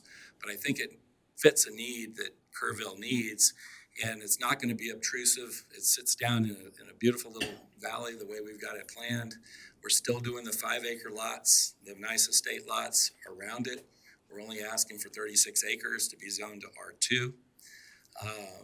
And if we can get the zoning today, then I can start working more hand in hand with River Hill. Their problem's still going to be traffic, and I've got some ideas. If those ideas don't work, then great. But it takes a lot of money with engineers to come up with these concepts and ideas, to formulate them, put them on paper. And I feel like if I don't get River Hill support as we go forward, I'll just be spinning my wheels again. That's why I'm here alone today. I want to do this project. I think it's needed for Kerrville. I want to do it. I can do it affordably. I mean, doing the underground, everything, for us to come in and do it, I have no doubt we can deliver a product that actually is very, very nice, and it is affordable. This was the D.R. Horton. I think that back in the day was over 500 units.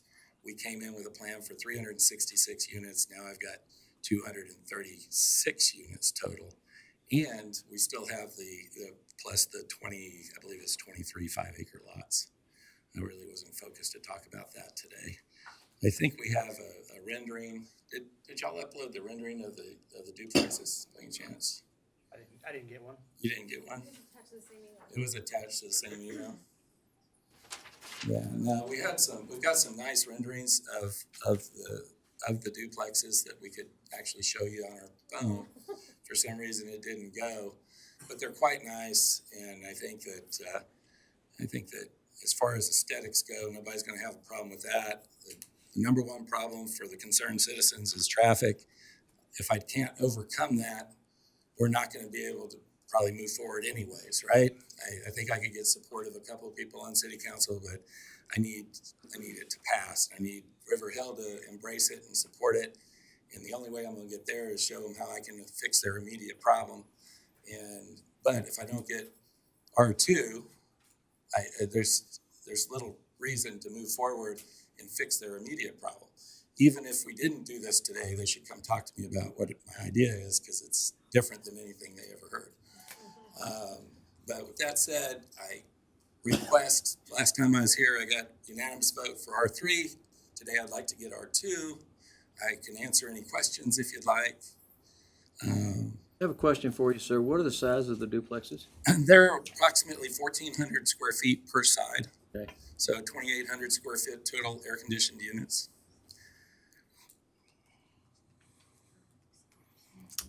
They're probably right now, if I could get the renderings, I wish I could get them up for you. They're a combination of masonry and some hardy, but all single story. They're single story and 2-story. The center ones in the middle, I think those were 2-story there too, and then the bigger ones were. Do you have that pulled up? Yeah, I mean, we could show you the pictures of them. They're mostly 2-story. The north side of the property is 2-story? Yes, sir. The bulk of them are 2-story. Especially on the skinnier lots, but they all have nice backyards, nice amenities. We've added the hiking trails around, some public dedication areas that we could dedicate to the public, where eventually as that whole area develops out, there could be sidewalks going down towards River Hill and here and there. But I mean, I don't know what the future plans with the city growing out that way, but this is really the only piece of dirt I found that I can deliver a product like this and make it work that fits within, looks like the 2050 plan, I believe you call it. It's, the apartments, I understand now was a push. probably over, but it made sense at the time. All I was getting was people telling me, do it, it's gonna be great, it's gonna get embraced, and at the end of the day, it didn't, so. What's the setback on that north side? Mm, I mean, away from the River Hill side, what's the setback? Oh, there's a large tract of land in between. I don't know if it's 50 acres or. So our feet from the back of the property of the duplexes to the fence line before you get to the vacant land is 100 feet. Okay, that's what I thought I saw here. Right. And then you can see on there some of the walking trails that we added.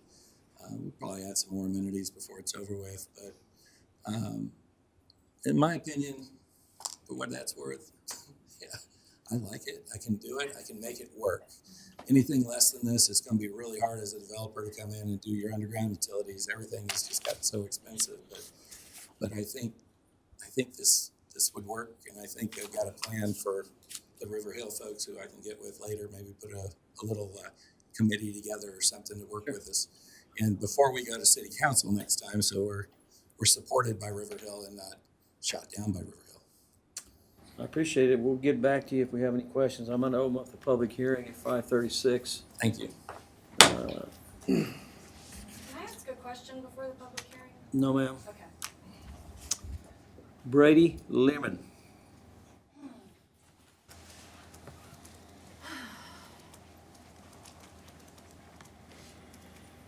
Okay, my name is Brady Lehman. I live at 211 Castle Pines Drive. This is based on my own research. The city does not have a resource that lists everything that has been approved for development.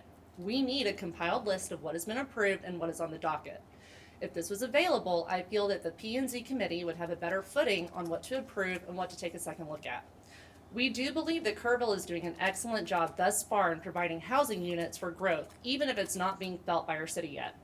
Rome wasn't built in a day, and housing needs are not going to be fixed overnight. These are the projects that are currently underway. The Landing, over 80 apartment units and 50 townhomes completed by the end of the year. Brinks Crossing, Block 1, 25 acres of multi-use family housing, condos, townhomes, and apartments, less than a quarter mile from where this property is.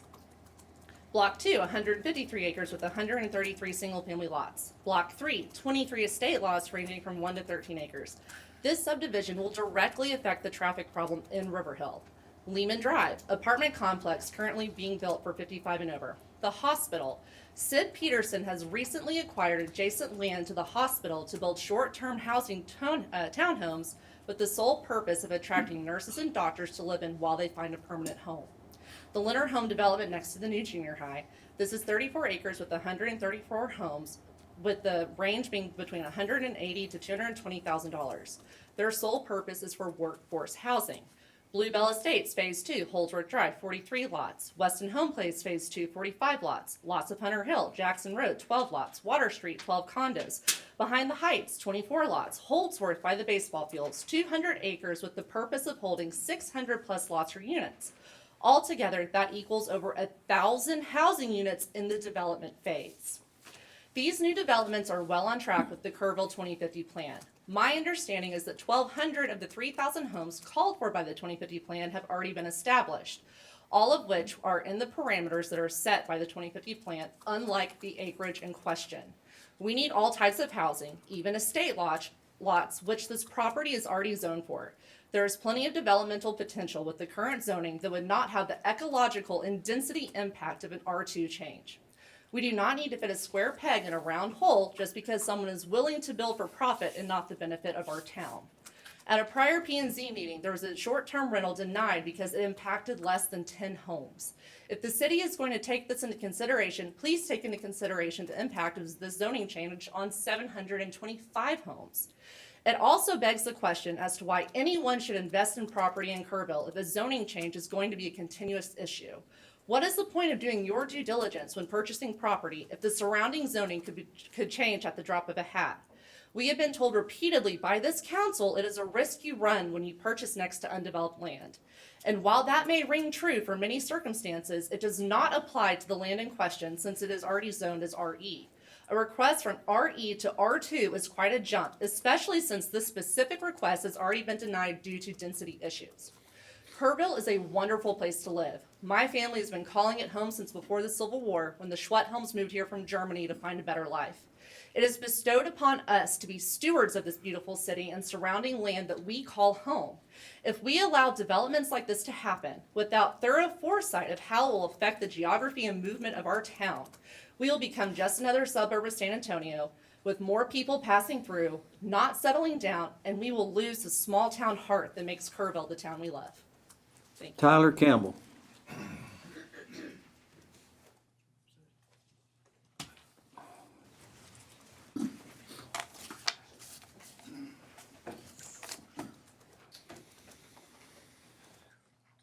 Good evening. My name is Tyler Campbell. I reside at 256 High Ridge Drive in River Hill. My wife and I own the 55 acres adjacent to the 36 acres in question. Before I go on my speech, I would like to ask one question. The current landowner contacted us today and said this contract on this property was terminated. Is that true? Not that I know of, no. He hasn't notified us that it's been terminated. Okay. So I guess maybe somebody's lying. I don't know if it's you, if it's him, but I just want to throw that out there Be that careful who you call a liar here, partner. I'm just saying. No, you just be careful. You just address us on this issue. Don't be calling anybody a liar. That's fine. I apologize. Anyways, we purchased our land a little over 1 year ago. We did our due diligence and research when we purchased our property, knowing what the surrounding zoning is, which was compatible with what we purchased. Not more than 4 months ago, the same developer tried rezoning the same 36 acres to R3. This went in front of City Council and was unanimously voted down by all City Council members. Now the developer is back trying to tone down his request for R2 by putting in the maximum amount of duplexes. This was not a fit 4 months ago, and this is not a fit now. The mayor stated, "The city has spoken," when they all raised their hands to deny the change. We also had 300 signatures from city residents opposing this. I understand the developer is trying to maximize profits, which is why he will build 2- and 3-story duplexes. And I want to say on the diagram, you can't see it, but the one he emailed us, there's 60 3-story duplexes on there. So, to answer that question. Anyways, these are glorified apartments with high-density housing. City Council agreed this was not the right fit for this specific piece of land. Let's listen to the city and not bend over backwards for a developer just looking to make a profit. This is a glorified rental scheme in the same manner the apartments were. We bought this as a personal investment for our family to build a house on in the future and have already done significant improvements to the land. However, if the zoning change is approved, we will be forced to consider this as a business investment instead. We will have to sell or develop the land in hopes of recouping our money. If we sold, a rezoning would not be required to tie into River Hill. Our land currently ties into 3 existing streets, which would tremendously increase the traffic to River Hill Boulevard and the entire neighborhood. The zoning change poses a severe domino effect and should be heavily scrutinized. We are not against development. We are supportive of any development that adheres to the current zoning. The land under contract has 53 acres of R2 already zoned on the south side of the property. It was zoned this way to accommodate adjoining neighborhoods to keep the land compatible. Why do we need to accommodate an out-of-town developer who only wants a certain 36 acres of land rezoned so he can cut costs and closer to utilities? If the goal is to cut costs, then what type of costs will be cut when building these rental units? The developer does not need the 36 acres rezoned to put in the type of community he desires. He can do it right now on the land that is zoned R2 without being here tonight. If the zoning change goes through, we're now talking roughly 90 acres of maximum capacity duplexes on this one strip of property. The zoning on this has already been extensively examined and changed multiple times with the current landowner dating back to Vintage Heights. We asked the city to uphold the deals that were previously made on this property. There is sufficient development opportunity as is. And for those reasons, I oppose the zoning change. Reagan McKay, is that how you pronounce? Am I wrong here? 103 Westchester? I must be losing my hearing. Oh, Peggy. I don't know why I didn't know that was you, Peggy. Well, you already introduced me, but the project sounds fine. His problem is Kerrville's not prepared to handle the traffic that he's going to bring us, the traffic the Renaissance has, the county development near Turtle Creek, and Brinks Crossing. It all combines traffic in one area, and when they leave their development, their subdivision, they go on to a highway that is not constructed to handle that much traffic. There's just not the plans for the traffic we've gotten ahead of accommodations for traffic. And I can assure you that city has tried to take care of traffic on River Hill Boulevard. You can pass as many ordinances as you want to, but we continue to get 18-wheelers traveling on River Hill Boulevard, which is called a collector street, but doesn't even meet the minimum requirements nationally for a collector street. And the problem with 2601 is there's two separate parcels, 2601, which I've mentioned before. This one has started since 2016. We've been dealing with zoning of RE, R1, R2, R3. Now we're back to R2. This is the best looking piece of property that we've seen, or development that we've seen. But it leaves, I didn't hear all of Mr. Campbell's comments, but this leaves 134 acres between his property and this development, and the topography has been the holdup on development in this property all along. There's no infrastructure that I am aware of that would accommodate a development. Every time we get a change in zoning, we always hear it's compatible with the 2050. How can an RE and an R3 in one piece of property all be consistent with the 2050 plan? It's a moving target, and that's part of the reason why developers, he's been fed information about come and build. And so, in a way, he's been invited. I can understand his position. I can understand the traffic that has no way between 16 and 173 except River Hill Boulevard unless they go down to the traffic light where they join. Some of these developments in this area have been developed as infill because they adjoin city property. But the 2050 says that infrastructure is the key to infill, not the adjoining to city property. I don't know what we're going to do about the roadway, but until you develop or get roads, I don't know how all of these developments can occur.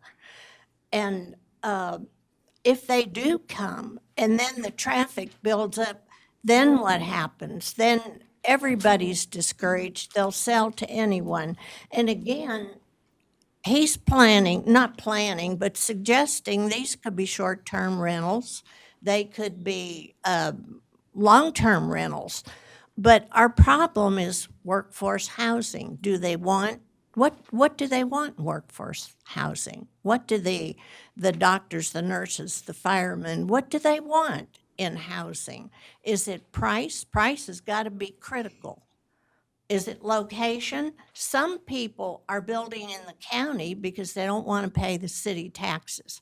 So to me, the fact that he was told to, or suggested to come and build, he might have been misled because it's not as rosy as it's been presented to him. So why are we inviting development on a large city scale when we're a small town that can't handle it yet?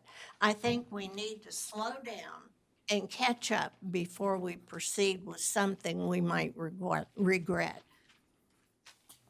Bill White.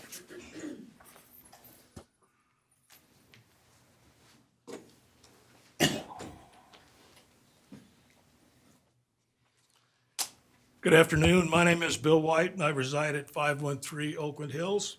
I am the president of the River Hill Homeowners Association.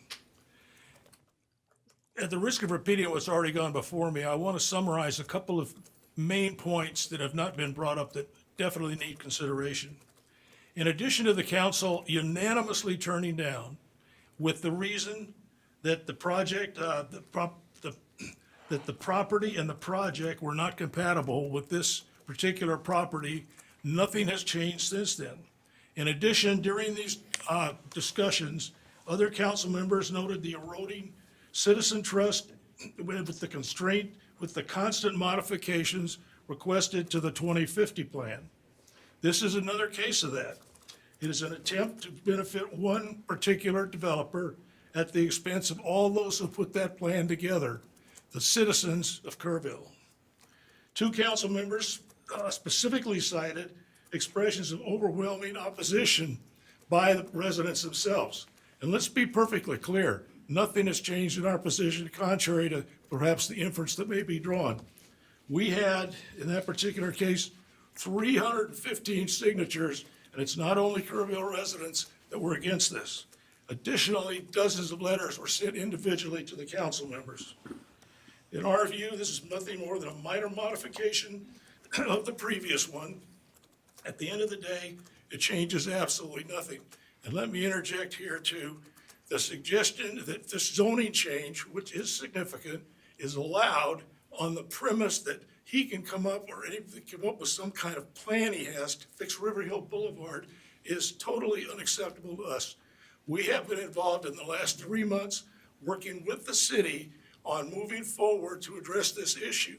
While we would welcome any suggestions he has, we don't believe that this whole decision should be based on some pie-in-the-sky idea that he has that no one has ever seen. As a result of this, at the end of the day, nothing suggests that this should warrant anything other than the rejection of it. It is our request for it to be summarily dismissed, hopefully putting any future attempt to modify the zoning of this property in the rearview mirror. Thank you. Natalie Madden? Thank you. I live on River Hill Boulevard, and I would just concur with what's already been said. We live right off one of the traffic circles, and it is at times almost impossible to get out of our driveway, and that's right now. It's a huge problem. I have 3 elementary age children. I mean, I can't even send them to the mailbox right now because there's so much traffic on River Hill Boulevard. I mean, they can't safely get the mail because cars are coming so fast to blow through that that traffic circle. So I would oppose it. I think it's interesting that he's mentioned that he has an idea to handle that, but he's not shared any of those details. So I would ask you to maintain the status quo, not rezone it. It's already a problem. I agree with what's been said that we need to deal with the infrastructure first. There has to be something. I mean, that neighborhood street is not really a neighborhood street. I mean, it's really an artery between the 2 highways. It's all night long. We have trucks and cars going all night long, all through the day. So I would ask you to maintain the current status. It's a problem that we need to deal with, but this will just exacerbate it. And I would ask you to pose it on that basis. Thank you. If no other speakers, I'm going to close this public hearing. 5:53. Oh, I'm sorry, ma'am. Yeah, I turned in a card, but. I didn't get it. Hi, my name's Darby Campbell, 256 High Ridge Drive. My husband, who just spoke, we own the 55 acres next to the 36 acres in question. As he mentioned, we purchased this with the intent of building our forever home. Kerrville's very special to me. I'm a 4th generation Kerrville resident. I grew up here, raising my kids here. A big concern I have, we all know the 2050 plan serves as the policy for the future development of Kerrville. My concern is that the zoning change goes against the 2050 plan. The first bullet point of the plan says respects and protects the natural environment that surrounds it. This land in the plan is flagged as agricultural and outdoor tourism area. This land is not in one of the 11 designated development areas in the preferred growth plan. The developer's plan is to put as many units as the property as possible. We all know it's just being down a notch, but that's still a lot of units. These will be rental units. This zoning would give the developer the opportunity to place over 240 rental units just on 36 acres. There's also R2 zoning on this land as it is, so there's no need to rezone this portion. This is the exact same scenario as the apartments. Placing hundreds of rental units up to 45 feet tall does not protect the natural environment, and it does not respect the open green space that this land was designated for. Page 32 of the plan states that the preservation of these natural areas is a high priority. This land represents the hills, part of the hills that surround Kerrville. And as we all know, this has already slipped through the cracks and has been through zoning over and over. Let's not change the zoning again, and please keep this a high priority. On the next bullet point of seeking to attract economic growth and development, the city has surpassed 1/3 of the 2050 housing goal in 5 years. A concern is if you approve everything now and worry about the consequences later, then we can easily lose what Kerrville is and what people moved here for in the first place. Many people, including ourselves, will sell and invest elsewhere if this goes in. People who are investing here rely on the city to keep the neighborhoods compatible with surrounding areas. Last bullet point of the plan's vision statement says, does so while preserving small town charm. We need to look at these zoning changes with purpose and scrutiny. We take pride in this town, and although the growth is tough to manage, let's please take care of the residents who are here. A high-density R2 zoning that allows for rentals is not compatible with the surrounding area. Indications are, well, it's been confirmed that this is a duplex community. Even though there is some R2 zoning in Riverhill, we can all agree that Riverhill is certainly not a duplex community. It doesn't have a duplex campus with over 240 individual rental units. There is no R2 zoning in Riverhill that is close to this side of Riverhill Boulevard or on Castle Pines. Changing it from RE to R2 is an extreme change and will create a density issue. This is a major change of the land use table. High density and non-compatibility are 2 reasons alone to deny the zoning change. Page 129 says it's a guiding principle to maintain the quality and value of existing neighborhoods. The residents of Riverhill and surrounding areas have paid millions of dollars in property taxes. They have planted roots in one of our most established neighborhoods in Kerrville. Why would we put our own residents on the back burner over an out-of-town developer? He's already has the R2 zoning on the property. There's 53 acres in the back that is zoned for this currently. Let's please not make this a bigger issue than it already is. The residents are the people we need to take care of first. This is what small towns do. I think it's alarming the plans not being followed, and amendments should not be made along the way that go against what the initial policy intended. I believe deviations should include community input, since community input is what created the plan. Hundreds of people gave their time and talent to create this plan, so let's please honor this work. I believe we will lose our small town charm if we keep deviating from what our vision of Kerrville is. I do obviously oppose the zoning change, and I really hope we can keep the Kerrville that I know and love. And then, sorry about the comment earlier, but we did hear from the landowner that this was no longer under contract, so we were a little concerned and confused over that. So just wanted to mention that. Thank you. All right. One more. One more. I did put in a call to speak.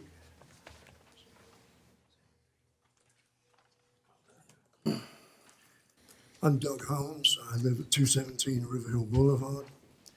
And I guess you've heard quite a bit of detail already, so I'm stuck with the executive summary. But first of all, could I clarify something? Could you put up the plat of the proposed development? I couldn't read the fine print from, okay.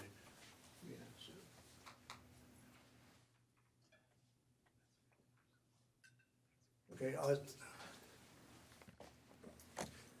I thought I heard in the presentation that there were a majority of the proposed units were going to be 2-story, but in fact, according to that, the majority of them are actually 3-story buildings, which would be 40+ feet in height. We've been down this road as recently as 3 months ago with city council, 4 or 5 months ago with gentlemen who are up here today. The difference between the proposed R3 zoning and the current request for R2 really doesn't change any of the attendant problems.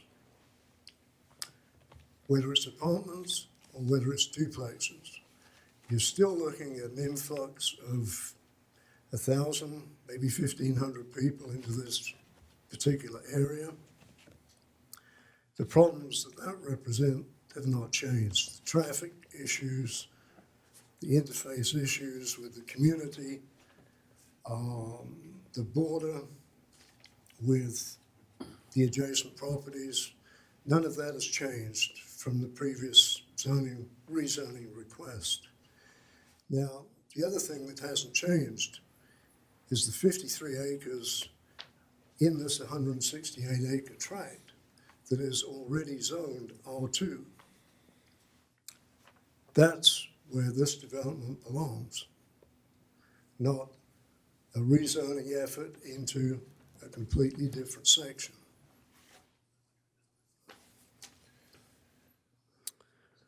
Now, as has already been alluded to, there was very, very strong opposition to the apartment development type complex.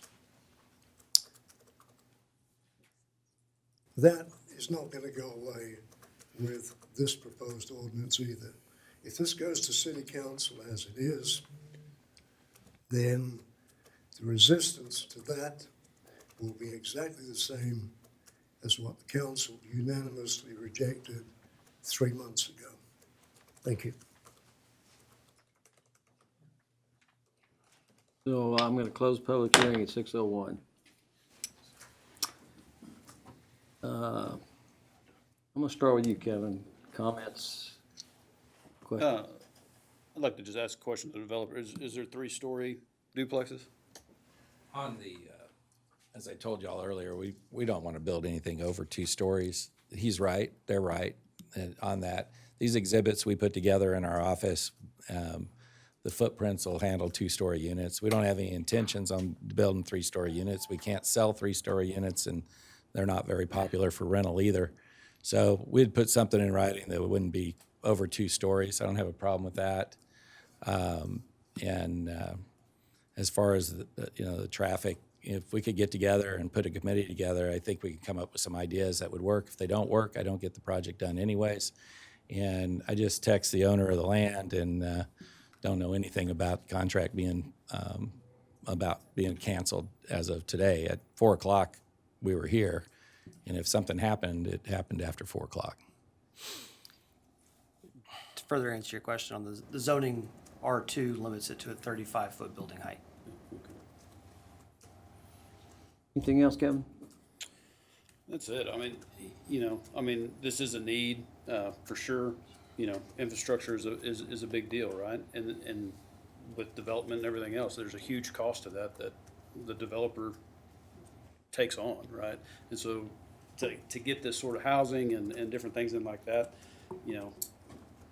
we got to get the plan into the right spot so that they can make it work. Not all developers are just in it for the greed and the profit, I mean, there's needs for things but there's cost associated with that. So we all need to recognize that. And, I feel for this, it checks the boxes. It got rid of the height, that a lot of that I heard in the last time that they were worried about seeing these apartments and everything else. To me, I think you put a good plan together. Ron? I don't have any comments or questions. David? No, pass. Good. All right, thank you. My kind of view of this is, first of all, we don't make decisions because we know or think what city council is going to do. We make decisions on what we think is best for the city. We get overturned, but we're not going to sit here and either approve or deny something because you guys went to city council and got it, not approved. So we're gonna look at this project, we're gonna make a vote or determination on what we think is right, not what city council thinks. If we did that, there wouldn't be any reason for us to be here. I'm hearing a lot of concerns about traffic, and I'm hearing that there is other portions of this property that are already zoned R2 where you guys think this would be a better fit. It might be a better fit, but I don't think it changes what you guys are saying is your traffic problem. This traffic is the traffic, whether it's at this side or that side. I don't think it's gonna change the traffic. That being said, I agree with Kevin. I mean, infrastructure is a big cost for a developer. We do need some type of, I don't know what you call it, workforce housing, attainable housing. There's a lot of projects on the drawing board right now, but you stated about all these projects doesn't mean they're gonna come to fruition. I've seen 2 of those projects that you've mentioned there already, that are already not going forward. So just because something is planned doesn't mean it's gonna go forward. And, I guess that's my opinion on this thing. I will entertain a motion on this, to approve or, the R2 zoning. We have a motion to approve. A second. We have a second. We have a motion to approve, and we have a second. All in favor, raise your hand. All opposed? Motion passes. That's the last thing we have. You have a staff report, Drew? Yes, sir. I'll give you just a second.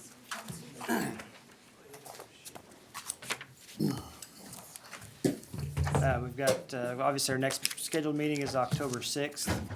Just a reminder, the short-term rental zoning code amendment will go to council this month.